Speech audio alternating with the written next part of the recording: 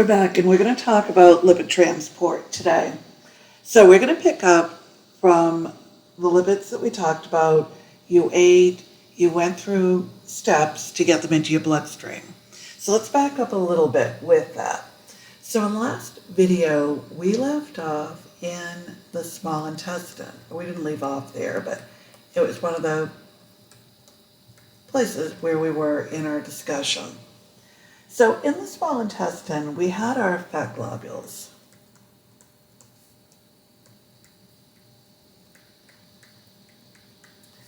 And what our fat globules was globules that contained some triglycerides, contained some cholesterol, contained some cholesterol esters in a globule. And the reason we're saying globule is that fats, like we talked about, are not water soluble. So unlike carbohydrates, unlike proteins that we were able to fairly easily get into the bloodstream, we have a little bit of a different story, or had a little bit of a different story here. So we have these fat globules, and we need a way to break them up. So we're going to do a couple of things. When the small intestine cells sense that we have the fat globules there, they're going to cause us to release an enzyme called cholecystokinin, like we talked about. So we're going to send cholecystokinin to the gallbladder. In response, what the gallbladder is going to do is send back some bile and some bile salts. So let's talk about bile salts for a minute and talk about bile. So bile's made up of some components. We have cholesterol in the bile. We have some phospholipids in the bile. We have some water in the bile. We have some bilirubin. That's what's given the feces its color. And we have some bile salts. That's the big one we're looking at right now. The bile salts, as you probably remember, are made up of cholic acid and made up of deoxycholic acid.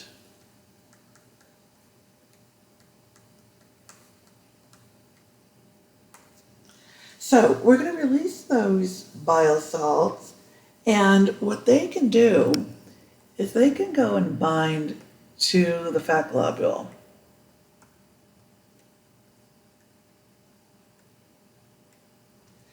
And what we're trying to do there is we're trying to get this fat globule ready to break up.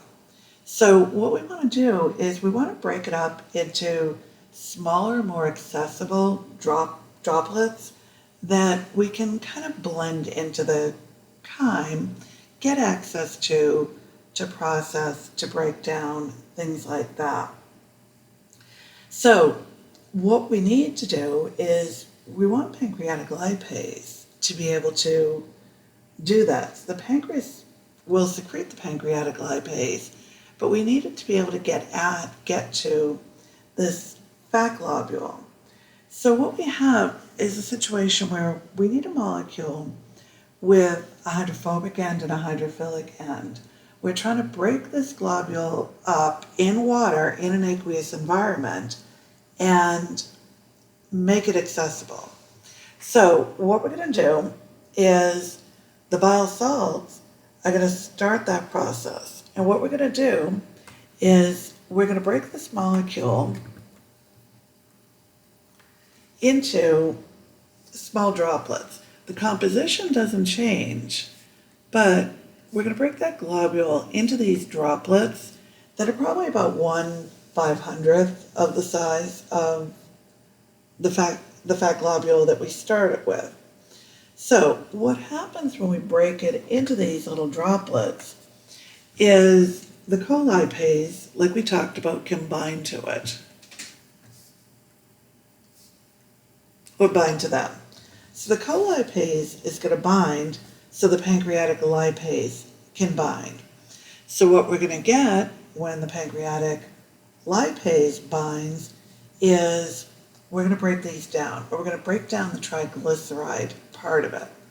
So we're going to break them down into some free fatty acids and some monoacyl or acyl glycerols. Still going to have the bile salts around there.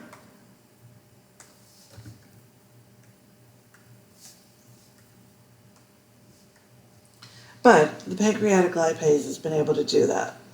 Cholesterol will jump in the mix. Got our other hitchhikers we always get, vitamins A, D, K, and E. And we make what we call a miso.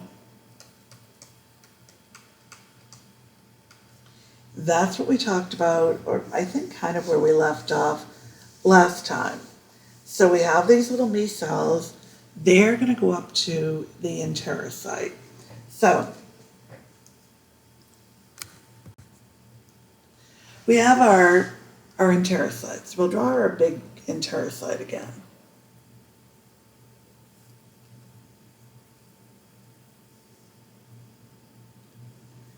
And what's going to happen is a couple of things. We're going to have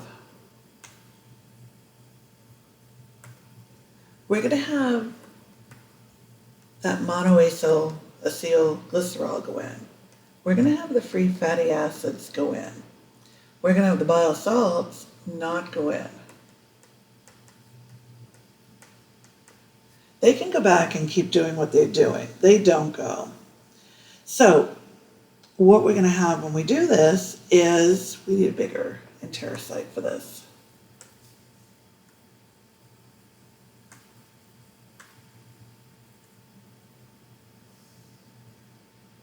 We need room to work. So we're going to have those monoacylglycerols and the free fatty acids do a couple things. So we talked about this a little bit. We have our smooth endoplasmic reticulum in there.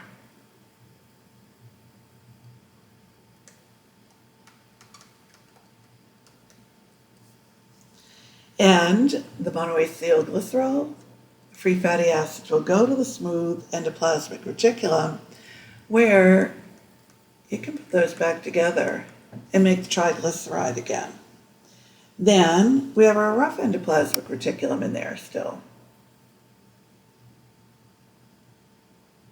The rough endoplasmic reticulum is going to make a really special protein. What it's going to make is a protein called ApoB48. So what we're going to do is we're going to take that triglyceride, we're going to take some phospholipids. As usual, we're going to have some cholesterol esters floating around, and we're going to put all that together. So we'll take our triglyceride, cholesterol esters, phospholipids,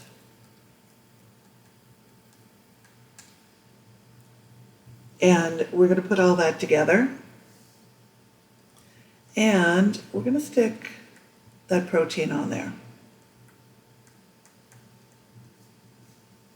So what we just made is we made a chylomicron.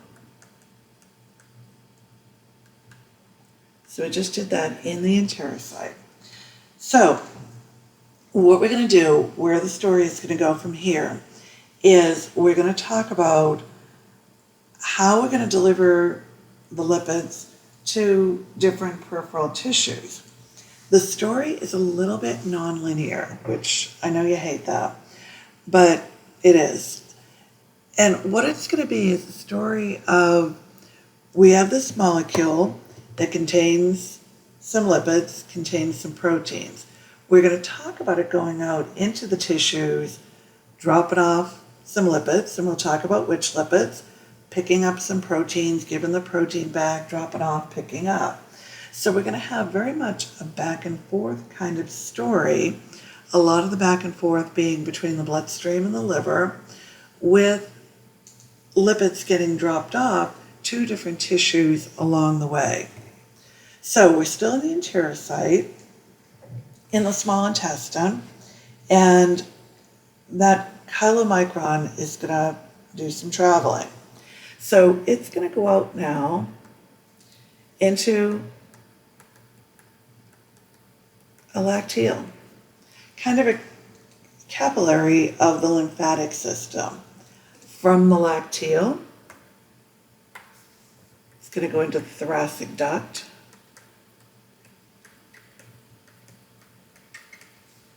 From the thoracic duct into the subclavian.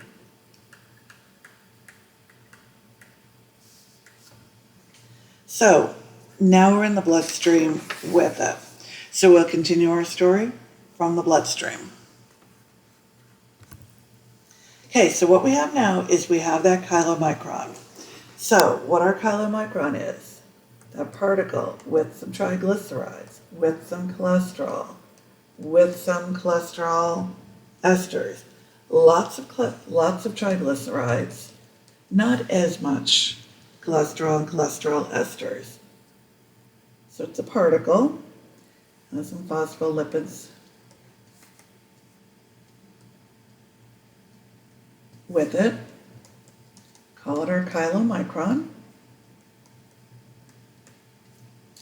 And we're in the bloodstream.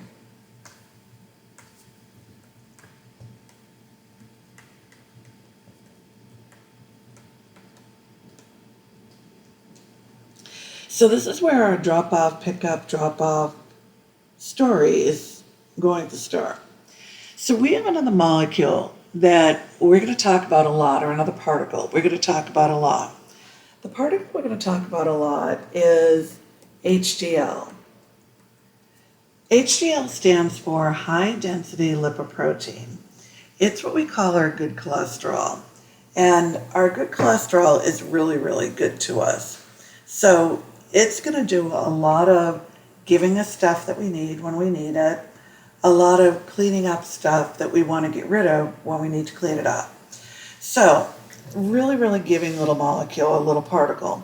So what it's going to do is it's going to give the chylomicron a couple of things that it needs. So it's going to give it another apolipoprotein called ApoE.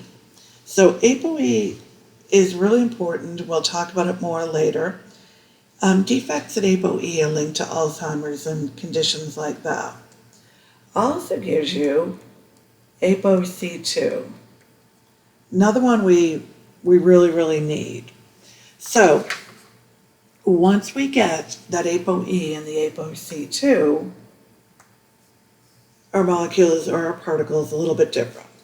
So still got our triglycerides, cholesterol esters in our particle, but we have C2 attached. We still have our B48, don't forget our B48. And we have E now. So we have all these things together, and we're going to do different things with it. So C2 is the first one that has a particular job in this story. So what C2 is going to do is it's going to activate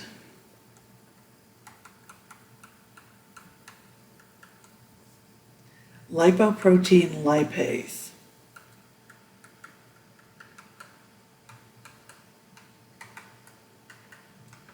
LPL in the endothelium of that tiny little capillary. So what that does is it'll break down our triglycerides, or allows the lipoprotein lipase will break down the triglycerides. So when we break down the triglycerides using lipoprotein lipase, we're going to get free fatty acids, we're going to get monoacyl glycerol. Or I'm sorry, we're going to get plain old glycerol.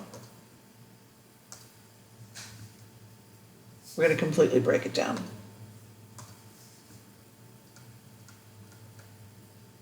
So we're going to get our free fatty acids and we're going to get our glycerol.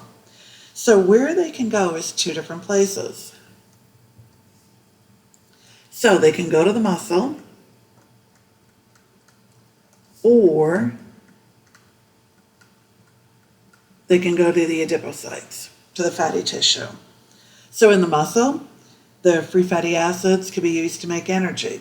So if you're watching this in try one, just hold the thought for now. We'll talk about how we're going to make energy out of free fatty acids in try two. If you're watching this in try two, think about how we were making free fatty acids, or what we're going to do with the free fatty acids, how we're going to get energy. We're going to break them down into acetyl-CoA, put them in the Krebs cycle, go through the steps of the Krebs cycle, make the stuff that makes ATP, which is the way we would always say it, as in the electron carriers, loaded up with electrons, send those to the electron transport chain, make ATP using the electron transport chain. If you're in try one, don't worry about any of that yet. In the adipocytes, the free fatty acids can combine with some new glycerol from the glucose, make triglycerides, and store there, because the adipocytes are always about storage, saving for later. Our E can bind to our LDL or LDL-like receptors. We're going to talk about that later. Once we've done this, though, we're going to take a new color for this. We're going to take that C2 after the fact, give it back to our HDL, almost like we borrowed it for a little while. So we're going to give that back to the HDL, and our what's left of our particle is going to continue. So what we have now is what we call a chylomicron remnant. So we have a chylomicron remnant. So our chylomicron remnant still has some triglycerides left, only a little. We went from a lot to a little. Still has cholesterol esters. Still has B48 on there. B48 is pretty important. We keep that around. B48 will get more important later, or equal importance, but we'll talk about it more later, about how it interacts with heparan sulfate on proteoglycans, things like that. We also still have some ApoE. ApoE likes the LDL receptors in the liver, LDL receptor related proteins. So we're going to send this chylomicron remnant back to the liver. So our back and forth story is going to continue. So we're going to get to the liver, still have our chylomicron remnant, still have triglycerides, cholesterol esters, still have our B48,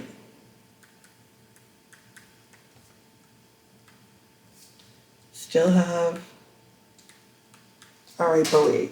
So nothing's really changed. We just took the same particle, we went to the liver with it. So we're going to start breaking down some of the proteins from this. We said it's traveling with some proteins. So in the liver, we'll get rid of some of the proteins.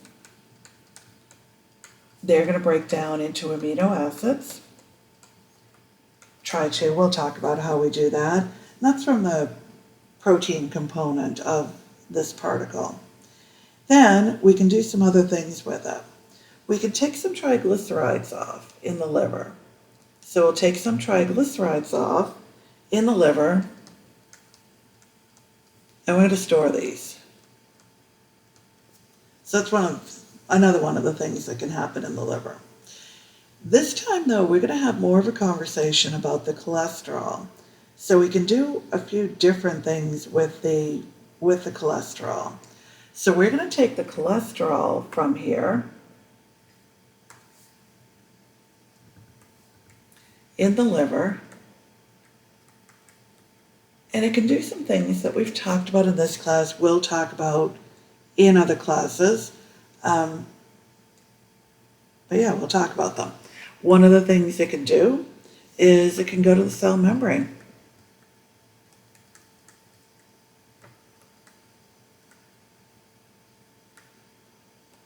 If we need it there, we can store it. It can become cholesterol esters, which is our storage form.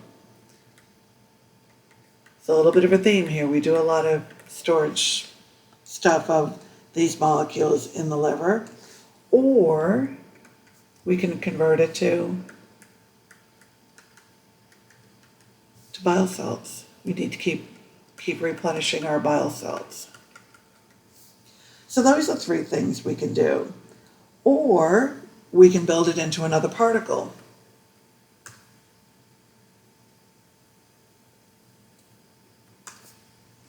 Some of it can get built into another particle. So in this other particle, we're going to have some cholesterol. We're also going to take, running out of colors, we're going to take some of this triglyceride and build it into this particle. So we could take all this stuff, build it into this particle, still going to be 100 on it. We need that. Where we got that is we still have the rough endoplasmic reticulum around. That's going to make our B100, so we can have it to add to this particle. And this B100 is a protein very, very similar to B48, similar in action, similar in structure. So we're going to put this particle together, and we're going to take that particle and continue our story with it. So we call this molecule a VLDL, this particle. I keep wanting to say molecule. So we call this particle a VLDL, very low density lipoprotein. So we went from chylomicron to chylomicron remnant to our VLDL now. We're going to take that VLDL back to the circulation with it. So liver, blood, back and forth, dropping off, picking up in each place. So now we're out in the circulation with this VLDL particle. So in my VLDL particle, I've got some cholesterol, got some triglycerides, and I have some protein. My B100 is attached there. So along comes our favorite molecule, our favorite particle. Along comes an HDL, high density lipoprotein. The HDL, of course, has some triglyceride, has some cholesterol ester, and it has some protein. So the story is going to sound similar again. HDL is a very giving little molecule. Going to give us some ApoE, going to give us some ApoC2. So now what we have is we have this particle. I still want to say molecule, so used to saying molecule. We have this particle with some more proteins attached to it. Still have the triglycerides, still have the cholesterol, still have our B100, have our E now, have our C2. Both of those that HDL just gave us. C2, remember, is the protein that allows us to use lipoprotein lipase, stimulates lipoprotein lipase. Lipoprotein lipase breaks down our triglycerides. So what we're going to do, because of our C2, is stimulate lipoprotein lipase in the bloodstream, break down our triglycerides into glycerol. That can go back to the liver and into free fatty acids. Free fatty acids can go to the muscle for energy. Exactly the same story that we told a second ago. Can go to the fat tissue for storage. Pick up some glucose, make some triglycerides, and store them there. So now what we have from this VLDL,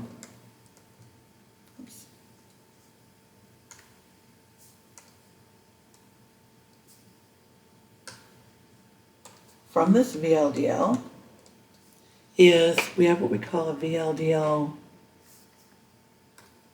getting ahead of myself writing, VLDL remnant, because we took some of the triglycerides out of it. So in this VLDL remnant, we have a little bit of triglyceride, still have some cholesterol, still have some cholesterol ester, still have our B100, still have our E, but what we did, like we did before, we kind of just borrowed that C2. We're going to give that back to the HDL when we're done with it. So a little bit of triglyceride left, cholesterol ester left, B100 left, E left. It's a VLDL remnant, also known as an IDL, intermediate density lipoprotein. So now, we're still in the bloodstream.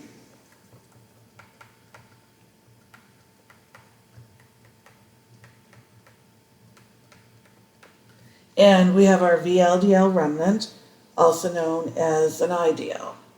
So we've got our cholesterol esters, a little bit of triglyceride, B100, have our E, and we actually pick up some more E. So we actually have a pretty decent amount of E. So what we can do is a couple of things. So what we can do is we can break down that cholesterol, or we can move that cholesterol, take some of the cholesterol out of it. So we can send some of that cholesterol to the adrenal cortex. We'll talk about the adrenal cortex a lot more in endocrinology. But the adrenal cortex, as this particle goes through there, picks up the cholesterol and it uses it or it stores it. So what we're going to talk about in the adrenal cortex is making some hormones using that cholesterol. The cholesterol is the beginning of a lot of different hormones. So we'll make our aldosterone. We're also going to make cortisol. We're going to make some sex hormones and everything. And we'll talk about what part of the adrenal cortex we do that in, the layers of the adrenal cortex. This particle can also go to the liver.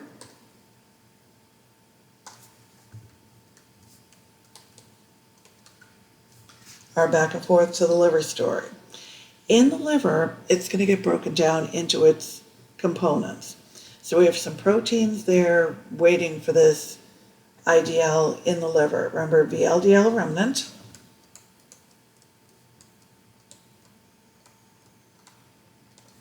Also known as an IDL.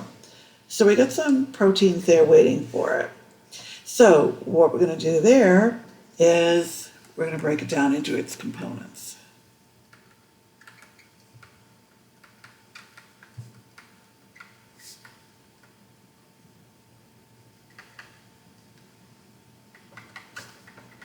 So we're going to need a little bit more room to tell the liver story. So we're back in the liver, and we've got that IDL.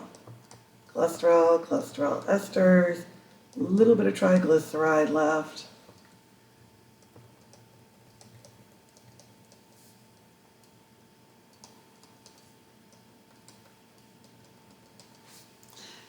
And we're going to use that enzyme.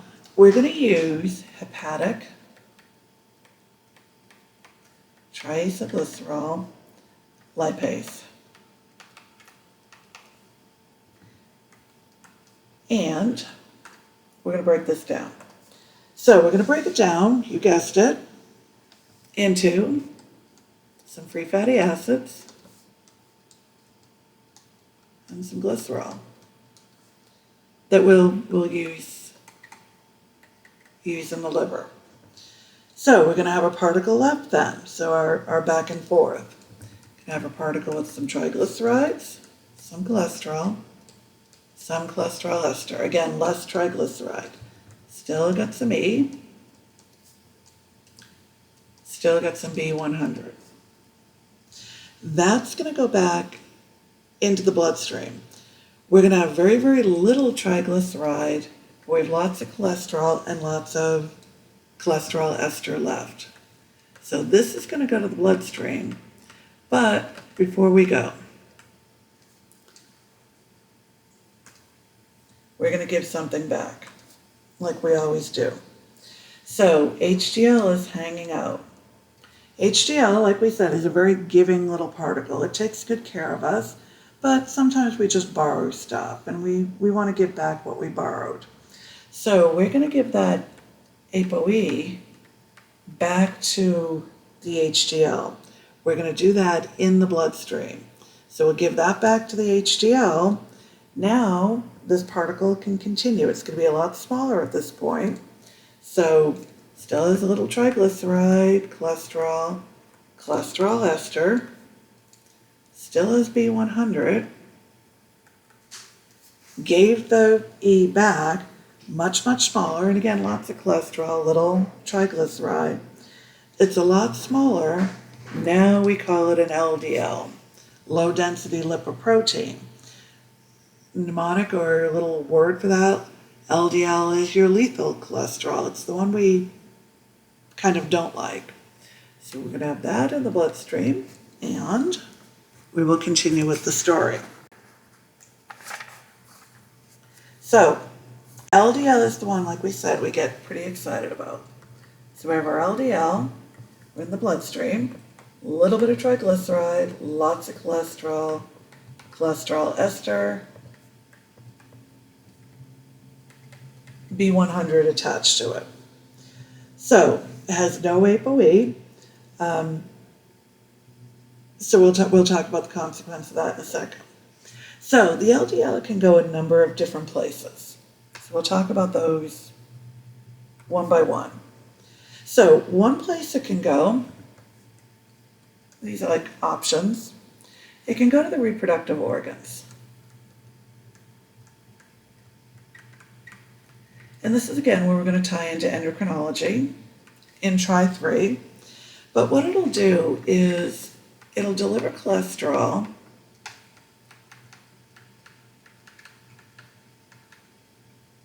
to these organs to make hormones. We can make estrogen, we can make progesterone, we can make testosterone, things like that. And of course, depending on which gender. Another place it can go is it can go to the adrenal cortex.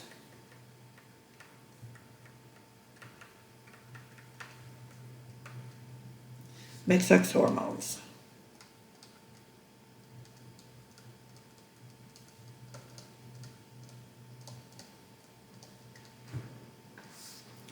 And those two places, or those two things it can do, this is actually kind of a small amount of the LDL.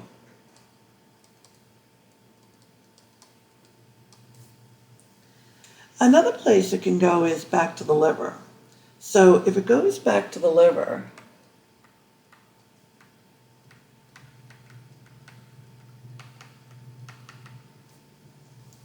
it can get broken down there. So what'll happen is the B100 will interact with the LDL receptors, taken into the liver, broken down. We'll get the cholesterol, we'll get the triglycerides, use that for different things that we need to do.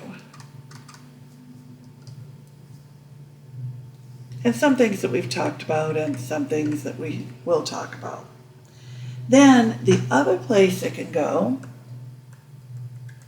is the macrophages.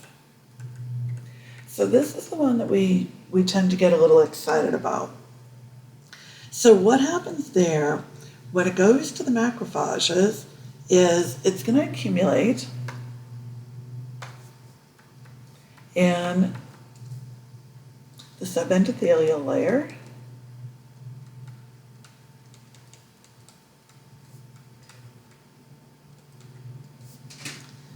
It's going to oxidize and become oxidative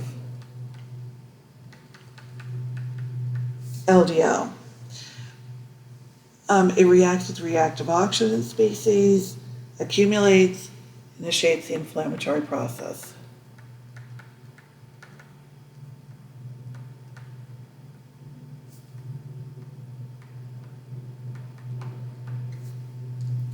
This will cause us to make foam cells.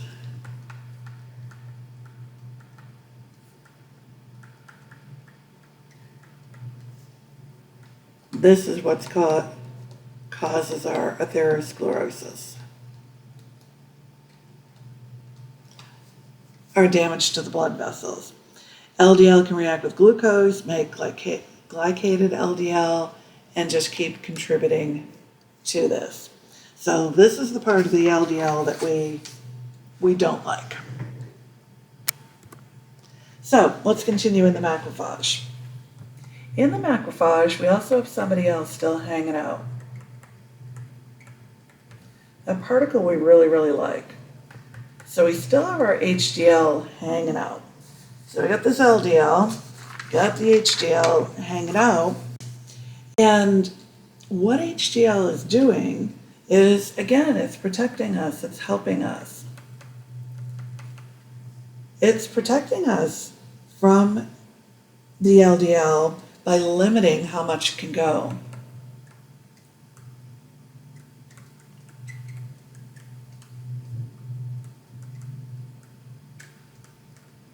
So this is why we need our HDL. One of the many reasons we need our HDL too. So it's really protecting us. We also have another component, another protein hanging out. So we have a protein, another apolipoprotein, called ApoA1. Make sure my 1 looks like a 1, not an L. It's an initial component of the HDL, comes from the intestines, goes to the macrophage, and it's a cholesterol scavenger. So we kind of like having that around too. So that's pretty important. So what it'll do is it's going to scavenge up cholesterol.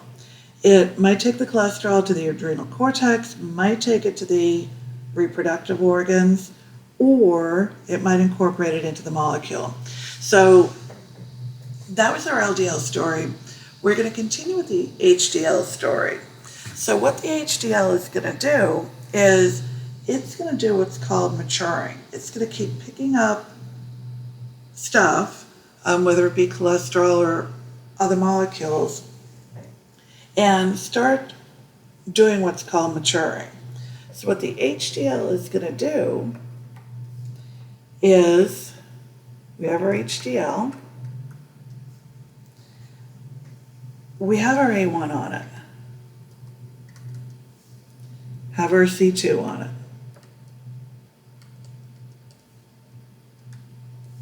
we have our E on it. So it's going to keep picking up cholesterol, pulling it from the blood, pulling it from the blood vessels, protecting our bodies. We call that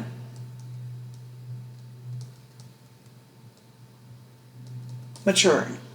So it's going to become a more mature HDL. So still in the bloodstream, passing off cholesterol, picking up stuff. So we have that HDL.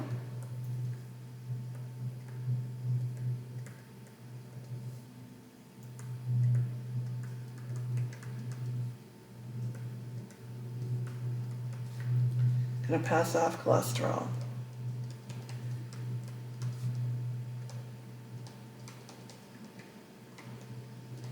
And it's going to pick up triglycerides. So we might have a VLDL there. It's going to pass off the cholesterol, pick up some triglyceride, or might have an IDL, get some cholesterol, pick up some triglycerides, or might have an LDL, get some cholesterol, pick up some triglycerides. The protein that mediates all of this is called cholesterol ester transfer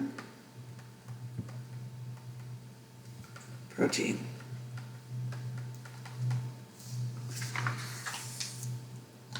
Or the last thing the HDL can do is go back to the liver.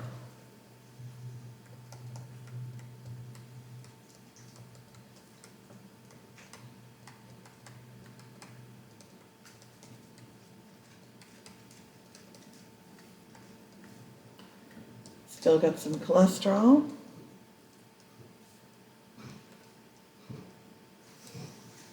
Got our proteins. We're going to take that cholesterol back to the liver.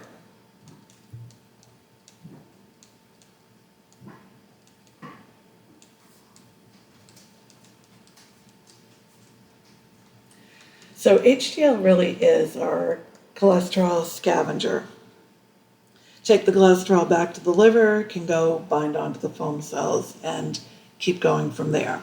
So that's the end of our lipid protein story, and we'll do some questions and do some things with that.